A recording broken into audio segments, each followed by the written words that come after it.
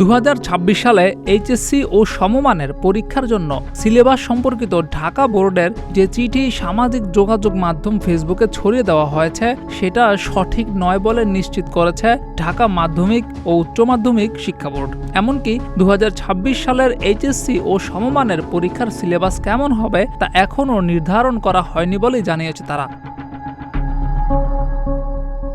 2026 সালের এইচএসসি ও সমমানের পরীক্ষার ভুয়া সিলেবাস সামাজিক যোগাযোগ মাধ্যমে ছড়িয়ে পড়ার পর এক বিজ্ঞপ্তিতে বিষয়টি জানিয়েছে ঢাকা মাধ্যমিক ও উচ্চ মাধ্যমিক শিক্ষা বোর্ড। বৃহস্পতিবার আন্তঃশিক্ষা বোর্ড সমন্বয় কমিটির সভাপতি এবং ঢাকা বোর্ডের চেয়ারম্যান অধ্যাপক তপন কুমার সরকারের সই করা বিজ্ঞপ্তিতে বিষয়টি জানানো হয়েছে।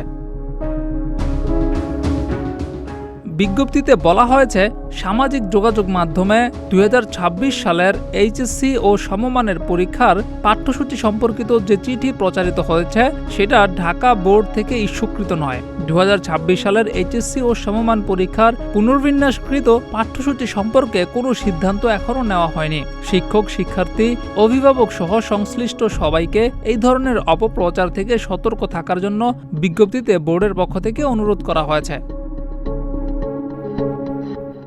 2026 সালে এইচএসসি ও সমমানের পরীক্ষার সিলেবাস সংক্ষিপ্ত হবে নাকি পূর্ণ সিলেবাস হবে তা নিয়েই শুরু হয়েছিল যত জল্পনা। সামাজিক যোগাযোগ মাধ্যমে এই সংক্রান্ত একটি গুজব ছড়িয়ে পড়ার পর যা দেখে শিক্ষার্থীরাও বিশ্বাস করেছিল, তবে সেটা যে ভুয়া ছিল তা পরিষ্কার হয়ে যায় অফিসিয়াল বিজ্ঞপ্তি আসার পর। জিয়াউর রহমান, প্রতিদিনের বাংলাদেশ।